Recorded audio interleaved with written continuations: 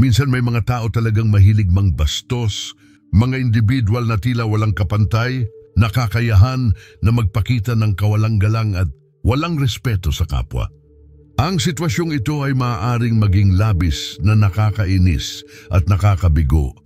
Ngunit mahalaga na tandaan na ang pagiging stoic ay hindi nangangahulugang dapat tayong magpakamartir o magpabayang talikuran ng ating dignidad. Sa halip, ang stoicism ay nag-aalok sa atin ng mga kasangkapan upang matutunan ang tamang paraan ng pagharap sa mga ganitong pag-uugali. Sa pamamagitan ng stoicism, masusukat natin ang ating reaksyon sa mga tao at sitwasyon sa ating paligid. Ang pangunahing layunin ay hindi ang makisangkot sa mga walang kwentang argumento o sa pakikipagtalo sa mga taong hindi marunong bumuhay ng respeto, kundi ang mapanatili ang ating emosyonal na katatagan at dignidad. Dito, tatalakayin natin ang 6 na mahalagang mga paraan upang patahimikin ang mga tao na hindi marunong rumespeto nang hindi bumababa sa kanilang antas. Ang mga estratehiyang ito ay makakatulong sa atin na manatiling nakatutok, mapayapa at may kontrol sa ating sarili habang pinapanatili ang ating integridad. Sa ganitong paraan, hindi tayo nagiging biktima ng kanilang kawalang-galang o kundi nagiging makapangyarihan sa ating sariling reaksyon at pananaw sa buhay. Narito ang 6 na stoic ways para patahimikin ang mga hindi marunong rumespeto. Unang paraan, huwag magpatalo sa emosyon. Sa bawat araw na tayo'y nakikisalamuha sa iba't ibang tao, hindi may iwasan na makatagpo tayo ng mga individual na maaaring bastos o walang respeto. Sa mga pagkakataong ito, karaniwan na ang ating unang reaksyon ay ang magalit o patulan sila ng naaayon sa kanilang asal. Subalit, mahalagang tandaan na ang ating reaksyon sa sitwasyong ito ay may malaking impluensya sa ating kapakanan at sa paraan ng paghawak sa sitwasyon. Ayon kay Marcus Aurelius, isang kilalang pilosopo at emperador ng Roma, "You have power over your mind, not outside events. Realize this and you will find strength." Ang pahayag na ito ay nagsisilbing paalala na hindi natin kayang kontrolin ang asal ng ibang tao, kundi ang ating sariling isipan at reaksyon.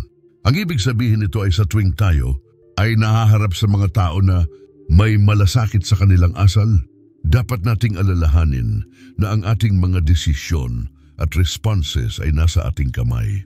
Kung tayo ay magtataglay ng kakayahan na huwag magpadala sa ating emosyon, makikita natin na ang tunay na lakas ay nagmumula sa pagiging kalmado at mahinahon sa kabila ng mga pagsubok. Sa halip na padalos-dalos na kumilos, mas mainam na pag-isipan ang ating mga susunod na hakbang sa pamamagitan ng hindi pagpayag na hayaan ang ating emosyon na magdikta sa ating mga kilos. Nagiging daan tayo upang mapahiya ang mga taong nasa maling asal sa kanilang sarili.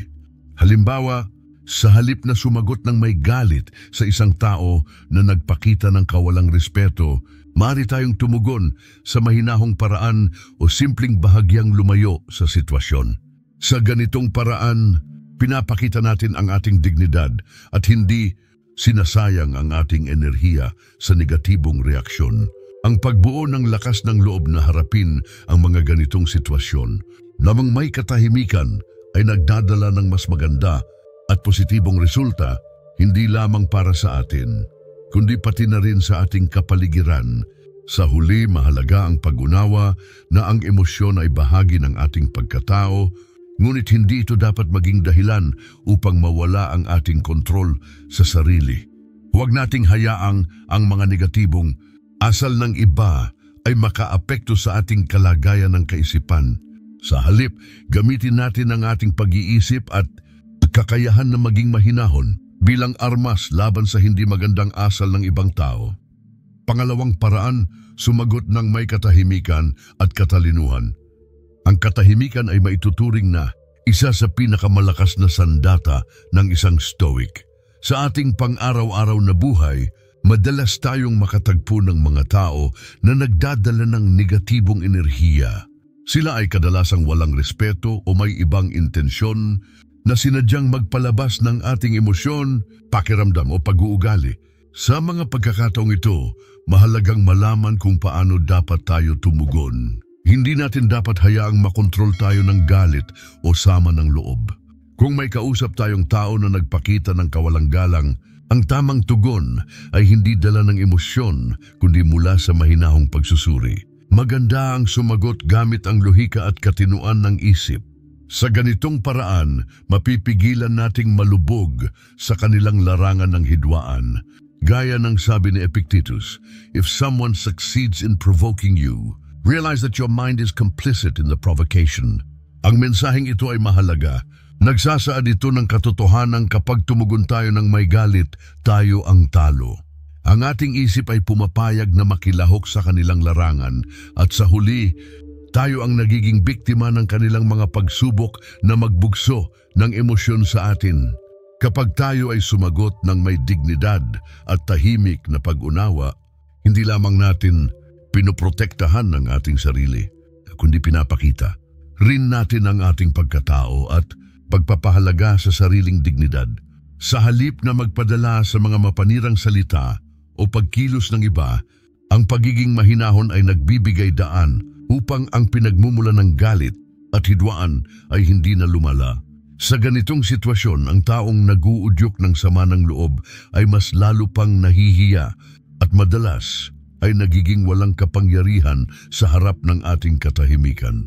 Sa huli, ang pagharap sa mga pagsubok ng may kaisipan ng Stoic ay nagbibigay sa atin ng pagkakataon na ipakita ang tunay na lakas ng pagkatao. Sa mga panahon ng tensyon at tensyon, maging halimbawa tayo ng katahimikan at katalinuhan at sa proseso, maaari nating maipakita ang tunay na halaga ng respeto, hindi lamang sa iba kundi pati na rin sa ating sarili. Ikatlong paraan, ipakita ang resulta, hindi ang inis. Minsan sa ating buhay, lalo na sa mga panahong tayo, ay nakakaranas ng pangungutya at hindi pagrespeto mula sa ibang tao. Ang pinakamagandang paraan upang ipakita ang ating halaga ay sa pamamagitan ng pagpapakita ng ating mga tagumpay. Sa halip na makipagtalo o makipagsagutan sa mga taong walang respeto, mas mabuti pang ipakita sa kanila na mas matagumpay ka kaysa sa inaakala nila. Walang dahilan upang patulan ang kanilang pangungutya o pang-aasar. Sa halip, gamitin mo ang mga ito bilang inspirasyon at motibasyon upang mas pagbutihin ang iyong sarili. Gaya ng sabi ni Seneca, the best revenge is to be unlike him who performed the injury. Ipinapakita nito na ang tunay na pagganti ay hindi sa pamamagitan ng pakikipagkontra o pagbalik ng masama sa kanila kundi sa paggawa ng mabuti para sa sarili mo at sa pagpapatuloy ng iyong pagunlad. Sa madaling salita, hayaan mo silang mag-ingay at magpanggap na wala silang nakikita sa iyong mga ginawa. Patuloy ka lang na gumawa ng mga hakbang patungo sa iyong mga pangarap at ambisyon habang ikaw ay nag-aangat sa buhay at nagiging mas matagumpay. Hindi mo na kailangang ipaliwanag ang iyong mga nagawa. Ang iyong mga resulta ang magiging ebidensya ng iyong pagsisikap. Sa huli, ang iyong tagumpay ang siyang magpapatunay sa lahat at ang mga walang respeto ay mananatiling tahimik sa harap ng iyong mga nagawa. Ika-4 na paraan, lumayo at huwag bigyan ng atensyon. Sa ating pang-araw-araw na buhay, may mga individual na talagang nais lamang na manggulo o magdulot ng kaguluhan.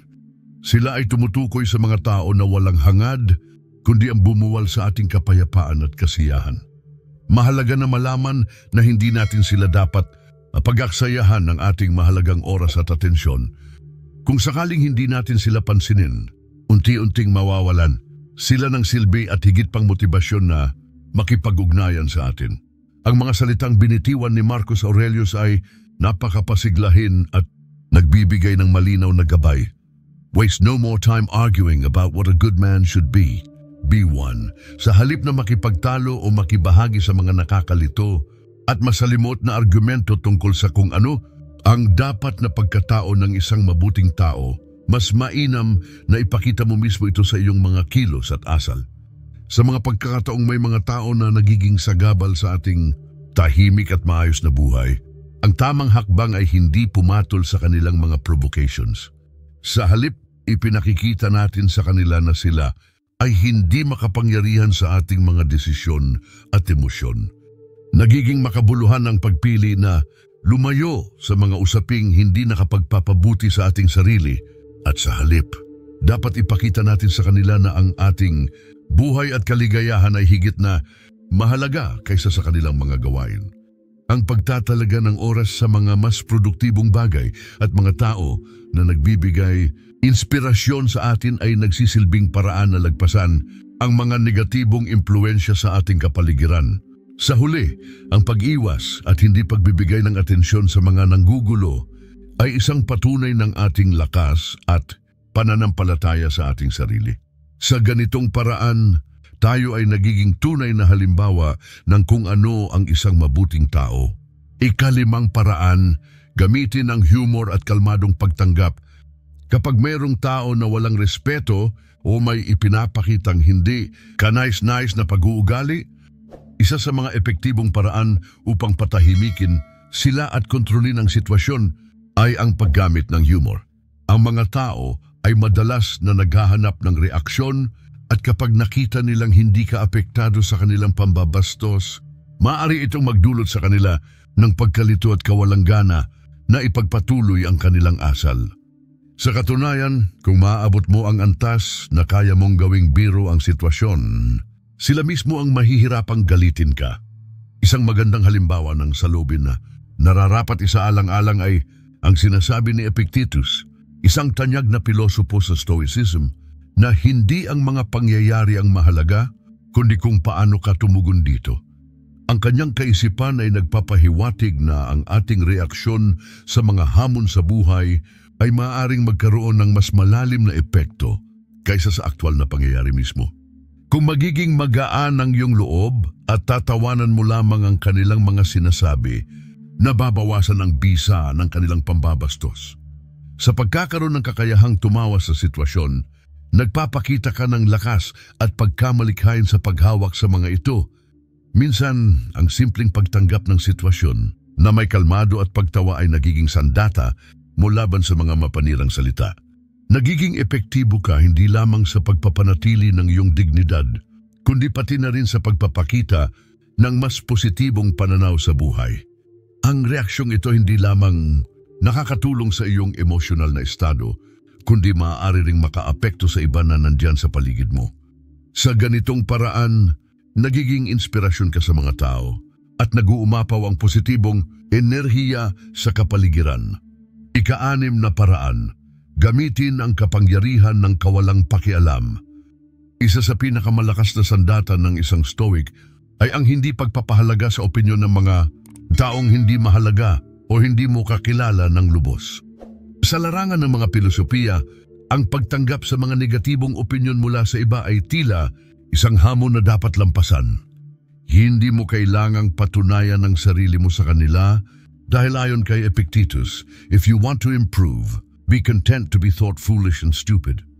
Ang pahayag na ito ay naglalaman ng isang mahalagang aral. Minsan, upang tunay na umunlad, kinakailangan mong pataasin ang iyong sariling pamantayan kaysa sa mga inaasahan ng iba. Ibig sabihin, hayaan mo silang mag-isip ng kung ano-ano tungkol sa iyo. Sa buhay, maraming tao ang maghahatid ng negatibong pananaw at mga opinyon na walang batayan at kadalasang nagmumula sa kanilang sariling insecurities o limitadong pananaw. Ngunit mahalaga na matutunan mong ihiwalay ang iyong sarili sa mga salitang walang kabuluhan at huwag itong gawing batayan ng iyong sariling halaga. Ang mahalaga, ikaw mismo ay alam mo ang tunay mong halaga.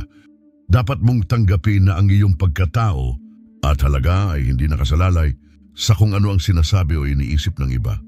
Kapag hindi mo binigyang pansin ang kanilang masasakit na salita, mawawalan ng saysay ang ginagawa nila at sa huli sila mismo ang matatalo.